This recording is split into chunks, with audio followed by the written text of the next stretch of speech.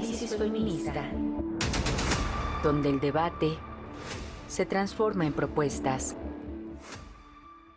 Hola, ¿qué tal? Muy buenos días. Miércoles 18 de junio del 2025. Gracias por acompañarnos en una emisión más de Análisis Feminista. Yo soy Lucía Lagunes Huerta y como siempre agradezco que nos pueda permitir estar una hora con ustedes, colocando temas que nos parece siempre desde la producción, desde el equipo, muy importantes para poner en el debate público. Y no es menor lo que en estos días se ha presentado, que es la radiografía de las maternidades y las paternidades en la educación superior, primera infancia. Esto nos parece muy trascendente que lo podamos colocar en la reflexión y en el debate, porque si hay un obstáculo muchas veces para las mujeres para poder concluir sus estudios, tiene que ver con las maternidades. Entonces, pues hemos invitado a quienes están involucradas en esta radiografía y agradezco muchísimo a Berenice Quiroga Martínez. Ella es gestora de comunicación de la Organización de Estados Iberoamericanos para la Educación, la Ciencia y la Cultura en México. Berenice, bienvenida, ¿cómo estás? Muchas gracias. Bien, muchísimas gracias, Lucía, por este espacio. Pues, y más tarde esperemos se sume a esta conversación a nuestra querida Tania Ramírez Hernández, quien es directora ejecutiva de la Red por los Derechos de la Infancia. Pero a ver, Berenice, vamos a entrar en el tema. Haznos un panorama general. ¿Qué nos dice esta radiografía de las maternidades y las paternidades en nuestro país? ¿Qué estamos enfrentando, Berenice? Que sí, pues agradezco el espacio brindado para hablar sobre esta radiografía, este estudio que hicimos desde la Organización de Estados Iberoamericanos y la Red de Derechos de Infancia en México. Desde la Organización de Estados Iberoamericanos nos preguntábamos principalmente qué implicaciones tiene, ¿no?, para las y los estudiantes de educación superior, personal académico o personas dedicadas a la investigación, iniciar una vida familiar mientras se cumple alguno de estos roles, ¿no? Entonces, nosotros nos cuestionamos mucho esto y vimos la oportunidad de poner esta temática sobre la mesa, que si bien se han hecho como acciones, que en la radiografía las podrán encontrar, fue la verdad bastante interesante los hallazgos, ¿no?, que nos encontramos. Vemos, ¿no?, como el, el país y las universidades no pueden estar ajenas, ¿no?, a estas transformaciones sociales que se están dando, la presencia cada vez más de las mujeres, ¿no?, en el espacio profesional, como académicas, como investigadoras, y pues la posibilidad de ejercer también su rol como madre, ¿no? Entonces, pues bueno, este estudio lo realizamos con apoyo de una investigadora, quien fue la que guió todo este proceso, la doctora Alma Vanessa Arbizu Reinaga. Ella es profesora en sociología de la Universidad Autónoma Metropolitana Unidad Azcapotzalco. Y ¿Y qué bueno, entonces, encontraron? ¿Qué en esta encontraron? radiografía lo que encontramos es importante destacar que hay acciones que ya están realizando las universidades, ¿no? Que a pesar de que pudiera parecer un tema que a lo mejor todavía no está tan visible, sí hay acciones. Sin embargo, estas acciones pueden mejorarse, ¿no? Sí, las universidades conocen las realidades de estas personas, ¿no? De las estudiantes, de las académicas, de ¿Cuál los es, investigadores. Berenice, cuál Eh, es la realidades que tienen que conocer las universidades? Cuéntanos qué es, digamos, pues sí, la problemática. La radiografía, para empezar, te cuento, porque un poco para llegar a estos resultados, tenemos que ver, la información la obtuvimos desde dos puntos de vista. Por un lado, la información estadística, ¿no? Ahí viendo algunas cuestiones como las bases dinámicas de nacimiento, encuesta nacional de empleo y demás, que nos ayudaron como a hacer una triangulación, ¿no?, en cuanto a datos. Y también un cuestionario piloteado y que difundimos también para que las personas nos compartieran sus testimonios y de ahí, ¿no?, recuperar estos resultados que tú bien dices. Tuvimos 96 respuestas de personas que nos compartieron entre Ajá. estudiantes de licenciatura, de posgrado, personal académico e investigadores. Y ¿Y qué bueno, encontraron? preguntábamos algunas cuestiones como, por ejemplo, ¿cuál ha sido el mayor reto que se han encontrado, ¿no?, para cumplir o para compaginar, ¿no? Estas dos actividades. Entonces, pues el mayor reto, en efecto, fue la compaginación, ¿no? 58 personas dijeron que ese había La sido su mayor reto, compaginación la entre la vida compaginación laboral laboral o y la cómo, vida académica y la vida profesional, exacto, o sea, y la vida compaginar como familiar. que, y la vida familiar, exacto, la vida familiar y el ser investigador, ser estudiante, ser académico. Ese fue uno de los roles. Pero ¿Y es también el igual para económico, mujeres y hombres?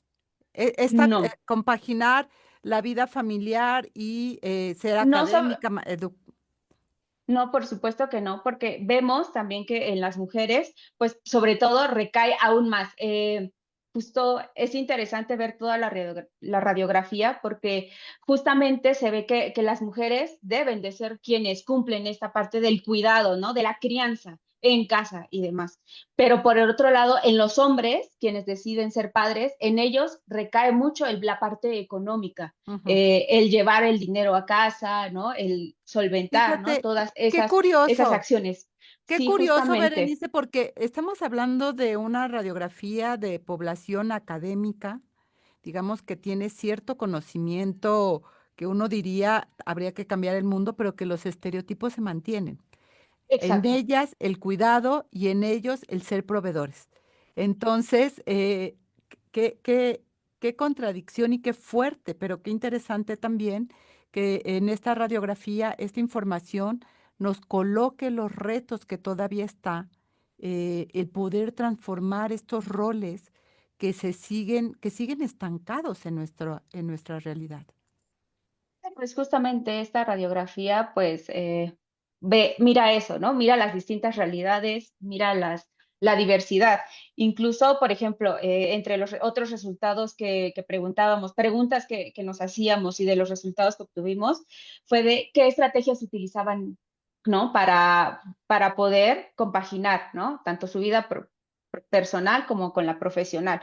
Y pues muchas personas indicaban las redes de apoyo, pero las redes de apoyo no solo vistas como desde la persona que me va a cuidar a mi hijo o mi hija mientras yo estoy trabajando, estudiando, lo que sea, sino también, y ya nos lo decía en esta radiografía, es sino a mí, amigos que me compartían la tarea, ¿no? Maestras que me dejaban a lo mejor entregar posteriormente mi tarea o que te decían, no te preocupes, vente con tu niño aquí a la clase. Eso involucra también las redes de apoyo, ¿no? O sea, van más allá de las redes de apoyos que a lo mejor nosotros pensamos que solamente es la familia, ¿no? Que está ahí para cuidarte o la pareja, ¿no?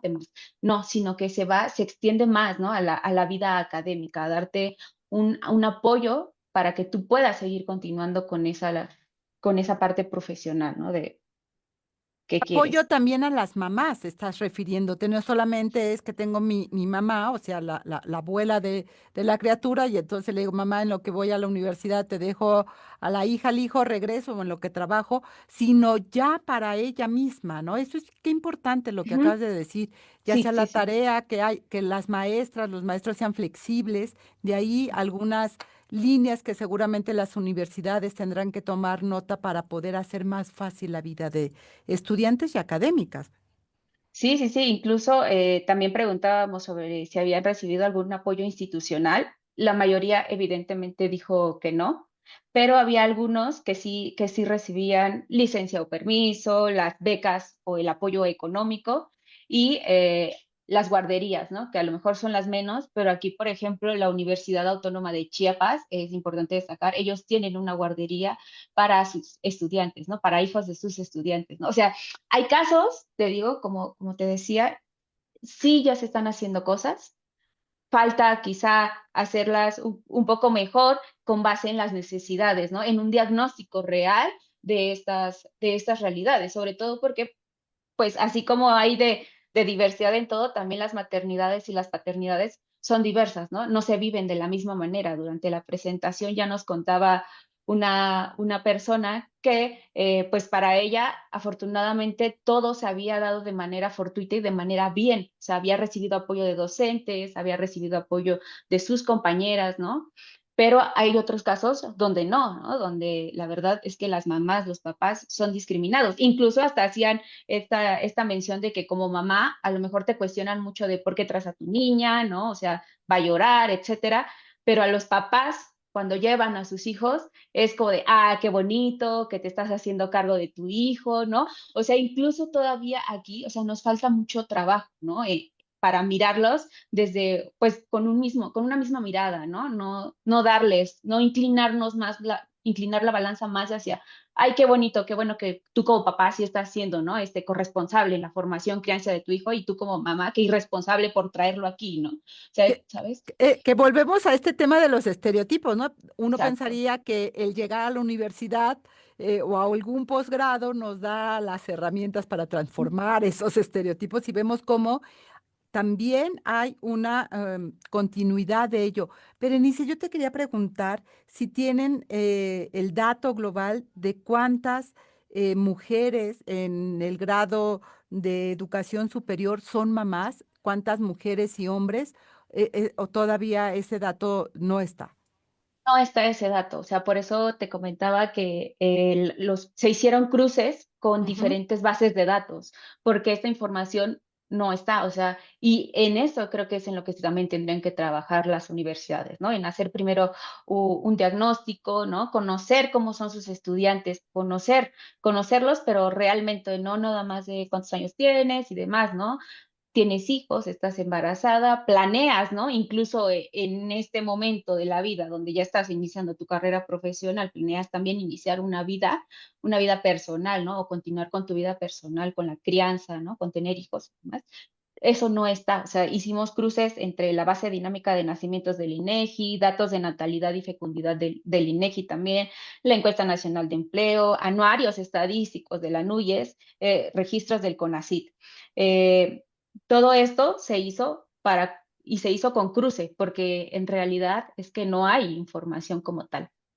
De ahí la importancia de esta radiografía que nos abre, yo te diría, un poco la ventana para asomarnos a qué está ocurriendo en este nivel educativo, cuáles son las necesidades que se están generando y que no están siendo vistas, como bien lo señalabas al inicio, ¿no? Lo importante es mostrarlo para ver, digamos, las necesidades y entonces que puedan las universidades, el sistema educativo superior en general, decir qué necesito hacer para que las alumnas y los alumnos puedan poder continuar, digamos, sus estudios superiores, pero también las investigadoras, porque hemos hablado de básicamente de estudiantes que llegan o con sus hijas e hijos y las reacciones de la escuela, pero ¿qué pasa con las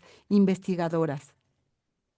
Pues, de investigadoras, te digo, de igual manera, fueron pocas las que participaron, fueron 9 investigadores y 9 investigadoras. En sí la información se agrupó, pero no están exentas, ¿no? O sea, también pasa lo mismo, o sea, ellas sí tienen que elegir, ¿no? Entre una carrera, pues seguir, continuar con la carrera profesional o la maternidad, y lo vemos más en carreras de ciencias exactas, por ejemplo, donde pues la dedicación es aún más fuerte. Y además, pero también algo que me gustaría dejar también mucho acá, poner sobre la mesa, es que más allá de también de verlo también por las maternidades, por las paternidades y que sigan continuando ejerciendo su derecho a la educación, también hay que verlo, dejar de mirar como que la niñez es una carga, ¿no? La niñez no es una carga, sino forman parte de un ciclo de vida, ¿no? Donde el cuidado y las atenciones diferenciadas son parte de la vida misma. Entonces, los niños, niñas, no deben de ser vistas desde una carga y más bien están en una etapa maravillosa y fundamental para el ser humano, ¿no? Para su desarrollo integral, que si no se brindan las atenciones necesarias para su desarrollo, o sea, es una etapa que se tiene que aprovechar lo más que se pueda, ¿no? Entonces, también me gustaría poner que derivado de esta radiografía se sacaron 5 mensajes claves que están en forma de infografías. Que Están, ahorita entramos, si quieres, a esos ok. 5 mensajes Me gustaría que pudiéramos un poco, bueno, me gustaría preguntar, ¿este es el primer acercamiento, este es el primer estudio de este tipo en nuestro país? Podríamos decirlo que sí, no encontramos como más información. La doctora Vanessa Arbizu ha un poco enfocado su línea de investigación en torno a esto, pero sí, es de los primeros estudios que están en esta materia. ¿Se hicieron tanto en universidades públicas como privadas? Sí, la encuesta se lanzó para que participaran todas las personas que cumplieran, ¿no? Con cierto perfil, que fueran estudiantes de licenciatura, académicos, investigadores, y que en ese momento tuvieran la crianza, ¿no? De una hija, hijo, hije, en primera infancia, desde los 0 años a los 5 años, 11 meses. Que es donde más demanda de atención y de cuidados se tiene. Tiene, exacto, es Bueno, correcto. pues vamos a seguir hablando de los resultados de esta radiografía porque como lo está viendo es un primer acercamiento a una realidad que está ahí, que la podemos ver si vamos a las universidades de manera cotidiana, pero que no se llega a valorar lo que implica para las estudiantas, para los estudiantes, y esto que tú señalabas, ¿no? Si ellos llevan a su hijo, a su hija, pues todo el mundo le dice, ay, qué buen papá, qué maravilloso, qué gran, ¿no? Le ponen casi una estatua, seguramente lo Sí, ayudan, hay más disposición en acompañarlo, pero cuando nosotras ejercemos este mandato social de el cuidado de nuestras hijas, entonces se ve irresponsable que las llevemos. ¿Cuál es el mensaje que está atrás? ¿No? Tenemos que abandonar los estudios para dedicarnos a la crianza crianza. si somos mujeres. Y creo que eso es parte de estas em, cuestiones que tenemos que transformar para que las mujeres podamos seguir accediendo al derecho a la educación, como bien lo decías, Berenice. Vamos a ir a un corte de estación y regresamos. Los desafíos y realidades de la maternidad y paternidad en la educación superior en México. El pasado 9 de junio se realizó un evento en la sede de la Red por los Derechos de la Infancia, REDIM, para presentar una radiografía sobre maternidades y paternidades en la educación superior primera infancia, en el que participaron autoridades como Tania Ramírez Hernández, directora ejecutiva de REDIM, y Patricia Aldana Maldonado, representante de la Organización de Estados Iberoamericanos para la Educación, la Ciencia y la Cultura en México, así como los panelistas Laura Pueblo Maldonado, Luzga María Magdaleno Julius y Vanessa Arbizu. Asimismo, el evento contó con asistentes presenciales y virtuales y se invitó a aprovechar este espacio para el diálogo y la generación de propuestas. De acuerdo con la radiografía de las maternidades y paternidades en la educación superior realizada por la Organización de Estados Iberoamericanos para la Educación, la Ciencia y la Cultura en México, en las últimas décadas, las transformaciones socioculturales han modificado profundamente los ámbitos laboral, educativo y familiar, generando nuevas dinámicas que impactan la maternidad y la paternidad en la educación superior. La población enfrenta demandas cambiantes del mercado laboral, como la incorporación de tecnologías y habilidades especializadas, pero esta mayor preparación no siempre se traduce en mejores condiciones laborales, lo que amplifica desigualdades estructurales, particularmente entre sectores desfavorecidos. Aunque es cierto que el acceso a la educación superior se ha ampliado y diversificado, integrando estudiantes con distintos perfiles en edad, origen geográfico, situación económica e identidad de género. A pesar de estas oportunidades, mantenerse y concluir los estudios sigue siendo un desafío, sobre todo debido a la heterogeneidad en las experiencias educativas previas y a las responsabilidades familiares, como la maternidad y paternidad, que no siempre cuentan con apoyo institucional suficiente.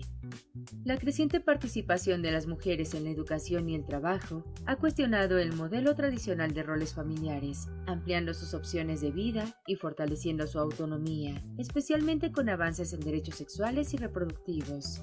Sin embargo, estos cambios no se distribuyen equitativamente en todo el país, siendo las zonas rurales las más rezagadas, donde persisten barreras sociales y culturales que dificultan el ejercicio libre y equitativo de la maternidad.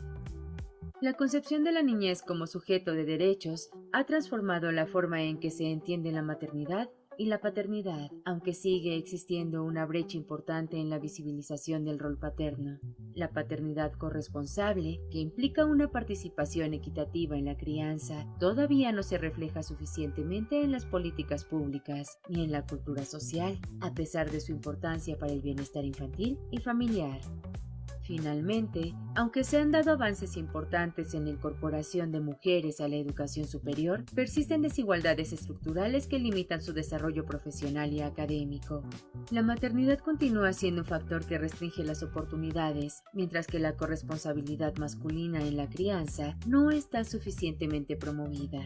Para avanzar hacia una educación superior más equitativa, es necesario visibilizar estas dinámicas y fortalecer políticas con perspectiva de género que apoyen a madres y padres que estudian, investigan o imparten clases.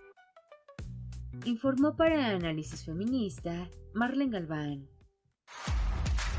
Y ya estamos de regreso aquí a Análisis Feminista hablando de esta radiografía de maternidades y paternidades en educación superior.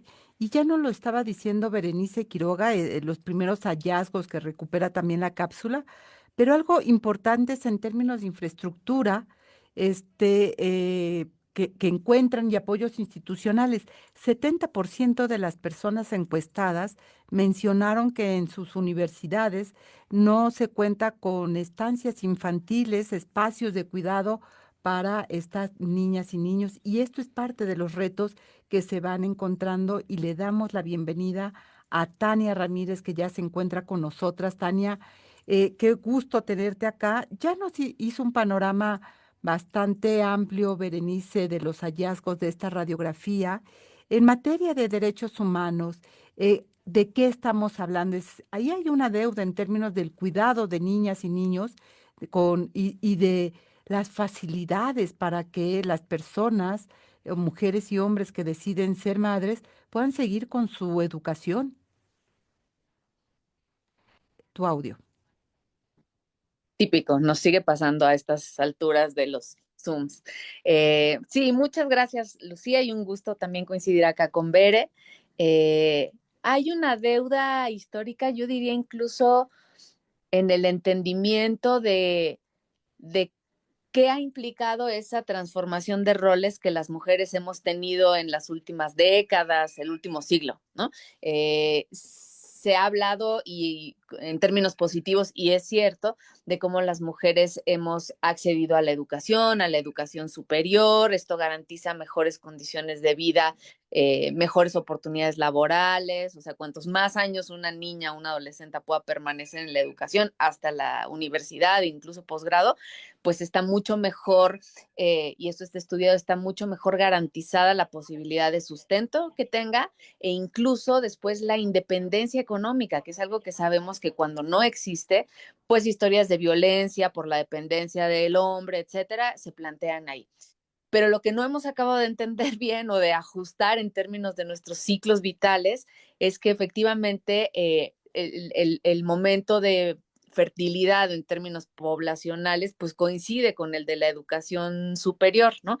Idealmente diríamos, ¿no? O sea, cuando se logró digamos, hacer que una niña, que una adolescente, que una mujer joven no quedara embarazada, en el mejor de los escenarios en donde logró concluir su primaria, su secundaria, su preparatoria, sería en la universidad y en los posgrados el momento en el que naturalmente se convertirían en madres, ¿no?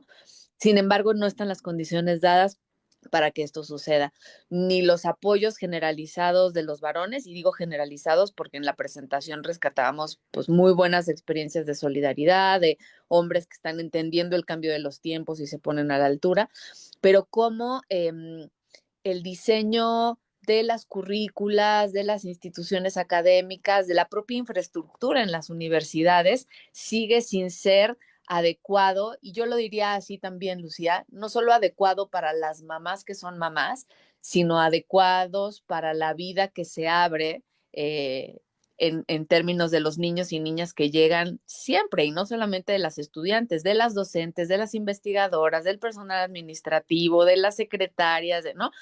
al final son también entornos de trabajo, ¿no? Tienen sus condiciones de estudio, sus particularidades, pero esas infraestructuras, o sea, no hemos llegado todavía a consolidar que en las universidades haya lactarios, ¿no? Es como un sinsentido, como una quimera, cuando en realidad tendríamos que entender que todo espacio público debería tener un lactario, ¿no?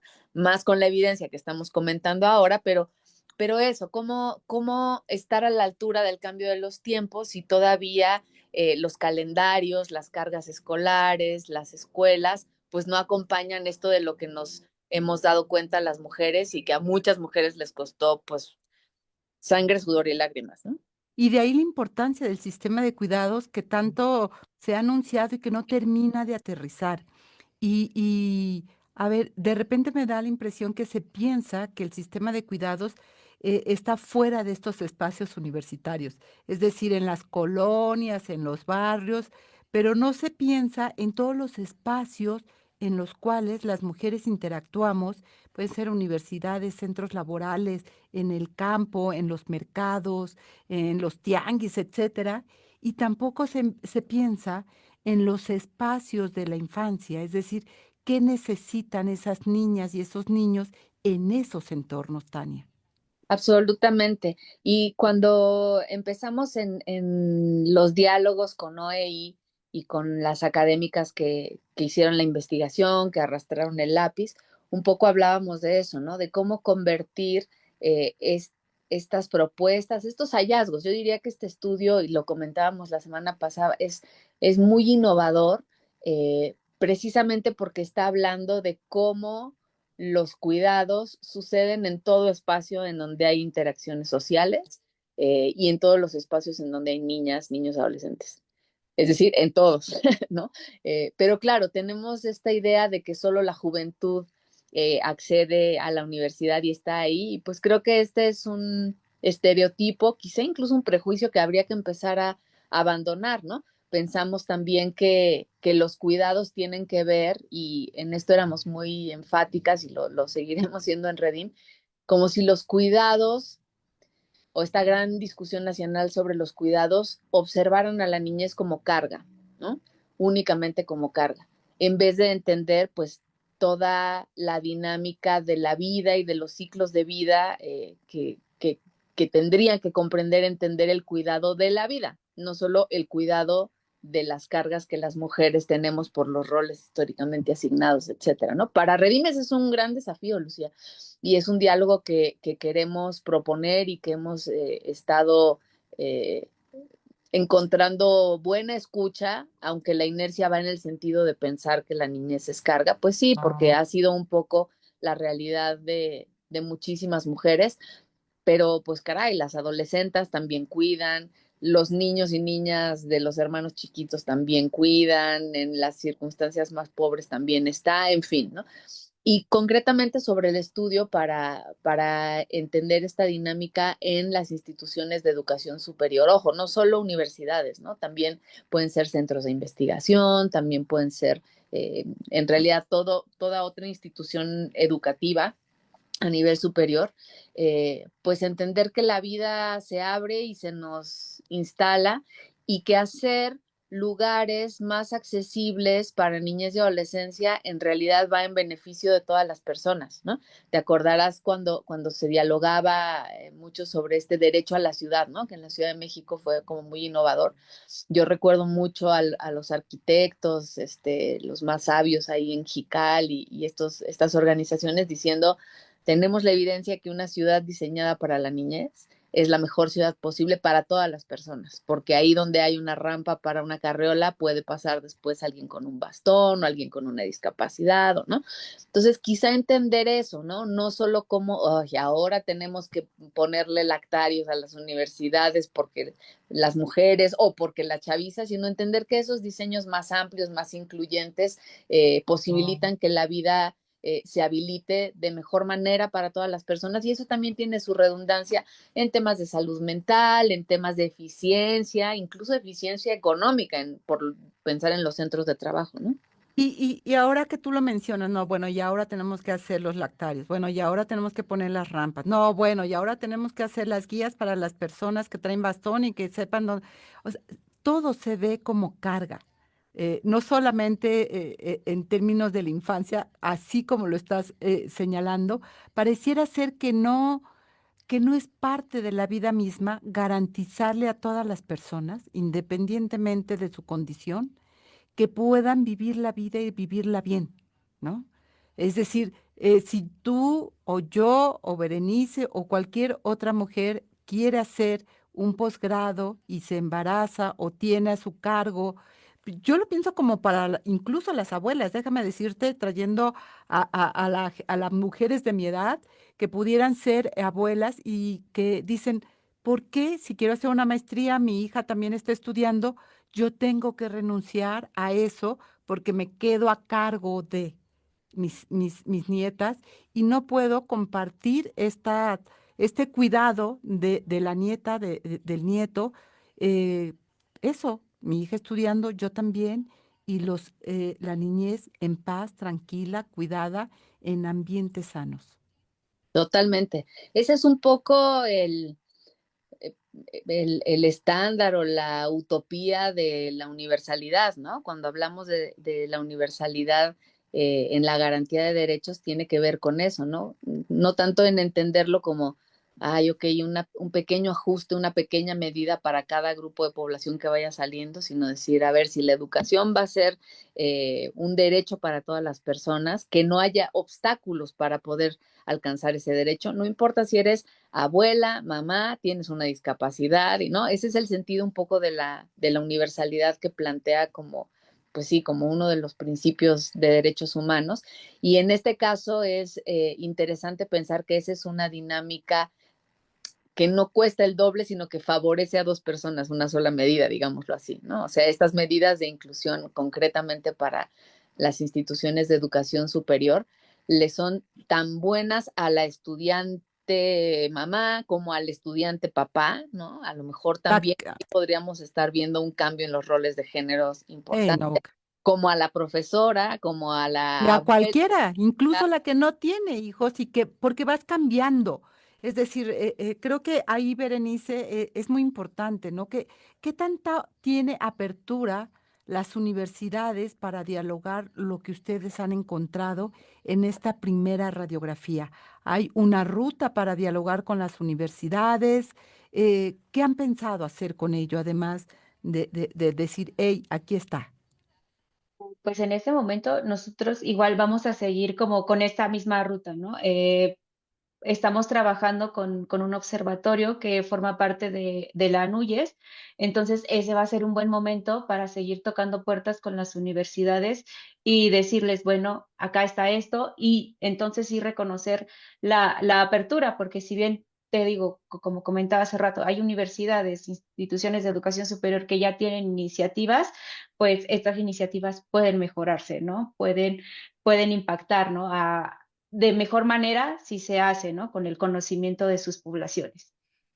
Mira, ¿qué más hacer? Digo, la Redim tiene un papel fundamental y ha logrado cosas muy importantes en materia de derechos humanos de la niñez en nuestro país. Y esto no es menor. Me parece que es un espacio que del poco se habla, ¿no? Seguramente ya lo resolvieron y si no lo resolvieron, pues no sé, pero no se habla, es decir, no está ahí. Y me parece muy importante lo que ustedes encontraron y por eso pues estamos haciendo esta entrevista, porque es colocar y sacarlo de la oscuridad, ponerlo en la luz pública y empezar a hablar de ello. ¿Qué ruta le ves desde Redim para poder ir haciendo de esto un instrumento que favorezca realmente a la transformación? Sí, gracias, Lucía, y gracias porque en Violeta Radio siempre nos hemos dado cuenta de que cachan esa mirada, ¿no? Esa otra propuesta que podemos estar haciendo desde la agenda de infancias para entender que no solo es de infancias y adolescencias, sino es de justicia, es de equidad, es de humanismo, es de cuidar lo humano y la vida, ¿no? La ruta que le vemos a esto es, por supuesto, acompañar a la Organización de Estados Iberoamericanos en esta iniciativa, porque justo es muy innovadora y porque también nos hemos dado cuenta que en el gran diálogo nacional que se está entablando sobre el sistema de cuidados y que si los cuidados comunitarios, colectivos, etcétera, hay poca visibilidad, ¿no? De lo que implican infancias y adolescencias. Yo acá en mi oficina al lado tengo una foto que les quiero contar para quienes nos escuchan. Es una niña que no llega a los 11 años con un rebozo en el cual está cargando a su hermana chiquita, que no debe de llegar al año, y al mismo tiempo se está haciendo cargo de reunir una serie de sillas que hubo en una gran plaza, etcétera, ¿no? ¿Quiénes están cuidando? ¿Nada más son las personas adultas las que están cuidando? No es cierto, ¿no? ¿De qué cuidamos a los niños y niñas? No es nada más de que no se quemen en la casa si están solos, etcétera. Hay que cuidarles también, pues, de un México bien adverso, ¿no? Y de un México en donde hoy por hoy no se puede dejar a los niños y niñas solos, en donde chicas y chicos no pueden jugar en la calle, en donde tenemos que hablar de reclutamiento, de trata, de desaparición, todos estos temas de los que hemos hablado acá también con ustedes, ¿no? Y nos interesa mucho que en esta gran como toma de conciencia que a México le está implicando hablar de cuidados en un sentido pues muy lindo, a mí me gusta mucho, o sea, es amoroso, atiende la vida, en esta buena dimensión que tiene, que no se olvide esto, ¿no? Que no se olvide que chicas y chicos tienen ahí también su presencia y su voz.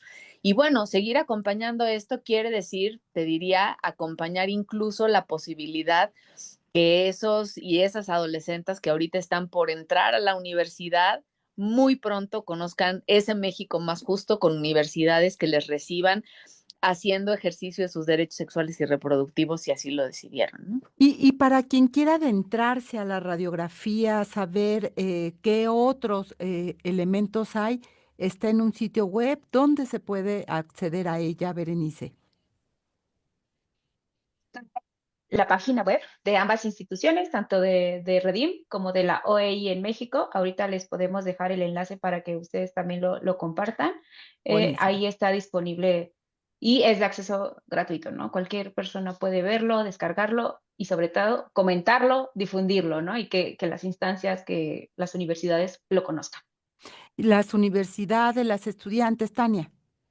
Las universidades, las estudiantes, por ejemplo, los departamentos de recursos humanos en las universidades, quienes diseñan la currícula, etcétera.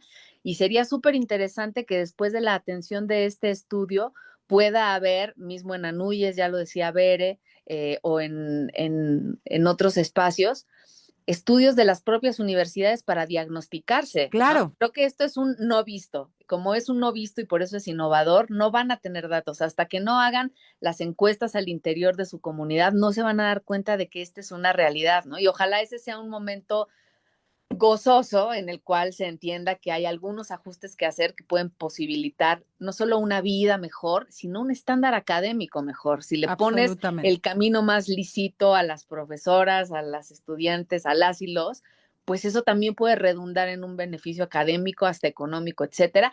Y ojalá se haga, ¿no? Porque en el estudio que presentamos, bueno, se cruzó la pandemia, muchísimos varones no contestaron, por ejemplo, fue una encuesta que muchas más mujeres contestaron. Entonces sería muy interesante que las universidades se vean contagiadas, que lean y conozcan el estudio, pero que digan, que sepan, ¿no, Bere? Que pueden y deben hacer el suyo. Y ya tienen un primer insumo del cual arrancar, no parten de cero. Creo que esta radiografía, esto es lo que da, ¿no? Da como muchas pistas de por dónde, para dónde y qué hacer. Berenice Quiroga, Tania Ramírez, muchísimas gracias por esta conversación esta mañana. Seguiremos en contacto. Ya vimos que pusiste la liga, Bere. Con mucho gusto la compartimos con la audiencia. Muchísimas gracias, Lucía. Tania, saludos. Tengan bonito día. Un gusto siempre coincidir. Que tengan buen día. Y nosotras vamos un corte. Volvemos. Estas son las efemérides de la semana.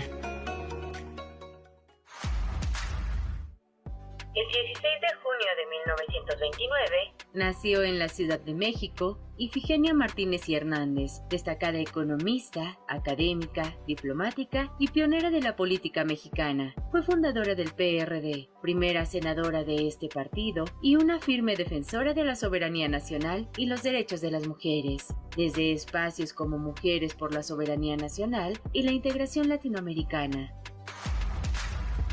El 19 de junio se conmemora el Día Internacional para la Eliminación de la Violencia Sexual en los Conflictos, proclamado por la Organización de las Naciones Unidas en 2015. Se dedica a crear conciencia sobre la necesidad de erradicar la violencia sexual en situaciones de conflicto, honrar a las víctimas y sobrevivientes, y reconocer a quienes luchan contra estos crímenes.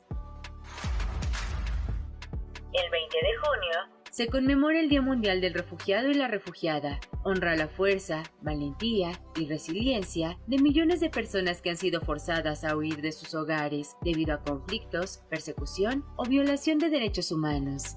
Esta fecha busca aumentar la conciencia pública sobre su situación y fomentar el apoyo global para brindarles protección y asistencia. El 20 de junio de 1933 falleció en Moscú, Rusia, la revolucionaria socialista alemana Clara Zetkin, reconocida por su incansable lucha por los derechos de las mujeres y su papel fundamental en la organización del movimiento obrero. Zetkin dejó un legado perdurable en la historia del feminismo y el socialismo. El 21 de junio se conmemora el Día Internacional por la Educación No Sexista, proclamado por la Red de Educación Popular entre Mujeres. Esta efeméride tiene como objetivo promover el derecho de las mujeres a una educación democrática y libre de estereotipos de género, fomentando la igualdad y el respeto en el ámbito educativo. El 22 de junio de 1915 nació en México Ana María Zapata Portillo, quien se convirtió en la primera presidenta municipal de Xochitepec, Morelos. Fue también la primera diputada federal de este estado, destacándose como dirigente agrarista de la CNC y feminista. Dejó un legado significativo en la política y la defensa de los derechos agrarios y de las mujeres. Ya estamos de regreso en Análisis Feminista. Recuerde nuestros números en cabina 55 35 08 47 61.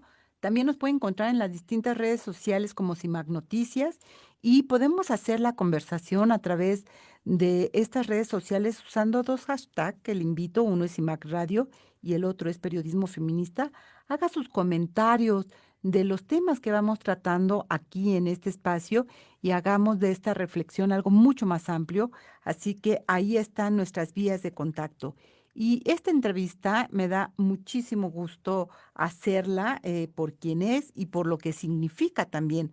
Así que le doy la más cordial bienvenida a María Luisa Aguilar, que pues recientemente queda a cargo de una de las instituciones, de las organizaciones más trascendentes, yo diría, en nuestro país en materia de la defensa de los derechos humanos de las víctimas en concreto de graves violaciones a estos derechos. Y hablo del Centro PRO como lo conocemos, este centro tan importante, el Centro de Derechos Humanos Miguel Agustín Pro Juárez, como le digo, como lo conocemos, el Centro PRO, que ha llevado casos emblemáticos a lo largo de su historia y hoy será dirigido precisamente por María Luisa Aguilar. María Luisa, bienvenida, ¿cómo estás? No te escuchamos, María Luisa. No sé si por ahí tenemos... Ya, perdón. Ya, ¿Sí? ya. Hola Lucía, ¿cómo estás? Muchas gracias por el espacio, muchas gracias por las palabras al Centro Pro. Muy contenta de estar con ustedes, como siempre. Pues llegas al centro, al Centro PRO, llegas en un momento complicado en la vida del país y del mundo, porque lo que estamos teniendo no solamente es a Donald Trump al lado con todo el tema migratorio, sino también ahora esta escalada bélica entre Israel, Irán, Estados Unidos, en fin. ¿Qué miras tú siendo ya directora del Centro PRO, los retos que te van a tocar enfrentar, María Luisa? Sí, sin duda, Este momento es un momento muy complicado en la esfera internacional, como lo mencionas. Creo que también se pueden ver cómo diversos países han estado alejándose de los principios democráticos y vemos también a nivel nacional un contexto muy preocupante en temas de violencia, de la perpetuidad de la crisis sobre desapariciones, de la profundización del poder militar en el país, de varios retrocesos en materia de derechos, en temas de transparencia, de seguridad personal con las reformas a prisión preventiva oficiosa.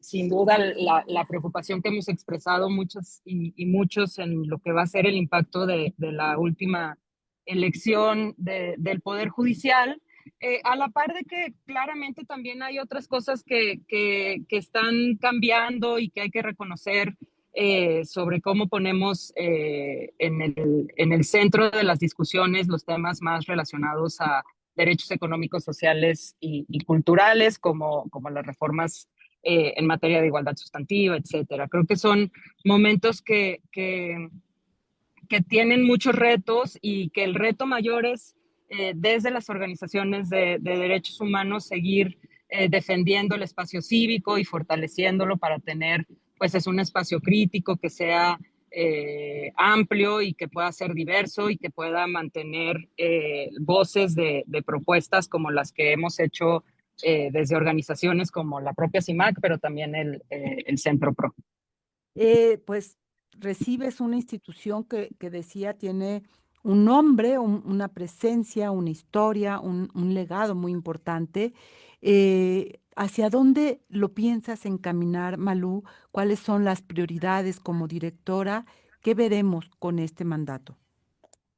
Sí, bueno, como bien mencionas, el Centro PRO es una organización que tiene más de 36 años de historia, una historia que ha sido compleja en todos estos años, que ha sido liderada por múltiples defensores de derechos humanos y defensoras de derechos humanos que han enfrentado estos retos. Y para nosotros en este momento nos parece en el equipo que los retos son estos, ¿no? Por un lado, poder desde una voz crítica, pero también propositiva, señalar dónde están nuestras preocupaciones en materia del fortalecimiento del espacio cívico, dónde están nuestras preocupaciones en lo que vemos como señales que pueden llevarnos a la erosión de la democracia en México y sobre todo, y lo más importante que ha sido el centro de la historia del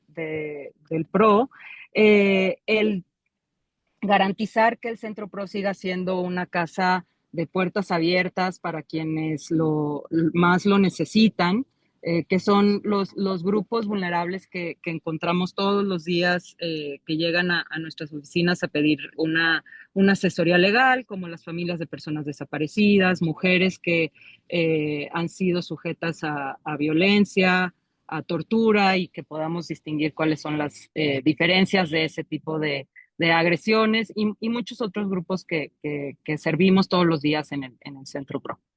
A ver, llegas en una coyuntura donde llegamos todas, donde es el tiempo de mujeres, em, y a la par un cierre de este espacio cívico.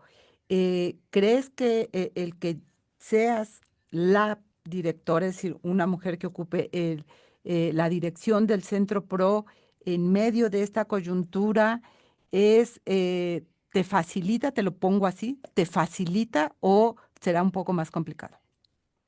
Bueno, yo primero creo que el que una mujer llegue a la dirección del Centro PRO significa un reconocimiento al trabajo de muchas defensoras que han construido esta institución y diría que además a muchas defensoras que llegaron a nuestras oficinas primero como víctimas buscando algún tipo de asesoría y que después nos han ayudado a nosotras a entender cuáles son los impactos diferenciados de estas violencias, de estas violaciones a sus derechos, que a veces no somos capaces de distinguir cuando hablamos de manera más amplia sobre violaciones graves a derechos humanos. Y creo que eso lo hará distinto en lógica de que pues para las defensoras que somos parte del Centro PRO ha sido muy importante poder hacer estas distinciones y me parece que es lo mínimo que podemos hacer en la organización.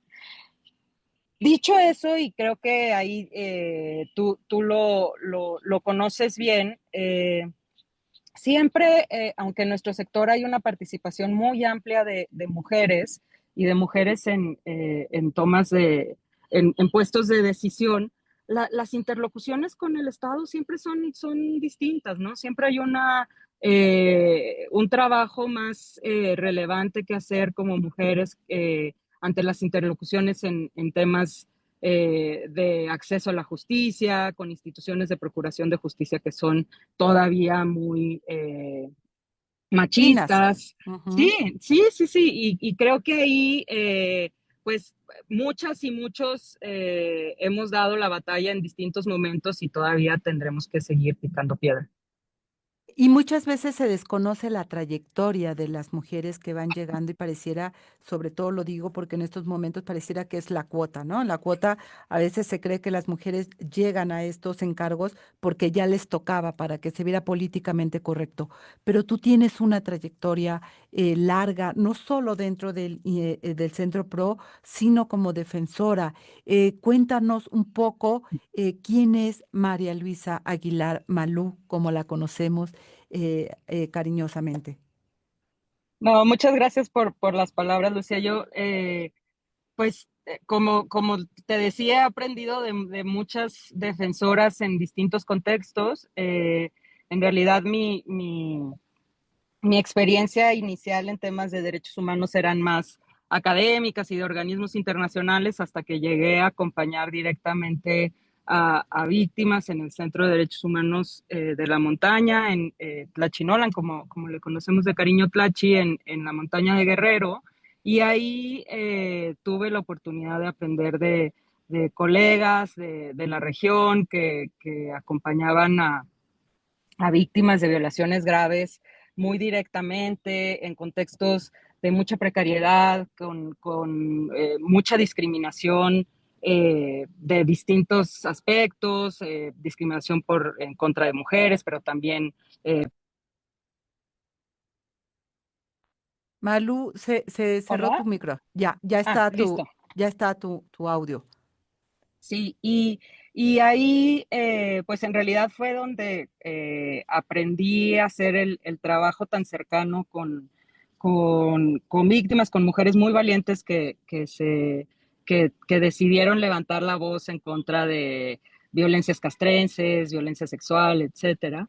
Y después en 2016 llegué al Centro PRO, al área internacional que coordiné por cerca de 5 años, también haciendo un trabajo más de incidencia, de propuesta frente a instituciones, pero acompañando muy de cerca a familias de personas desaparecidas, a otras víctimas de violencia sexual cometida por elementos del Estado, un trabajo que ha hecho el Centro PRO por muchos años y también en las denuncias de los impactos que tiene la presencia de las Fuerzas Armadas en las tareas de seguridad, que es un tema clave para el Centro PRO en los últimos 15 años. Y me parece muy importante señalarlo precisamente por eso que tú compartías. Nunca es fácil, las mujeres tienen que demostrar doble, triple que tienen capacidades y vale la pena recordar pues la trayectoria de quien hoy va a ocupar o que ya ocupa pues la dirección del Centro PRO.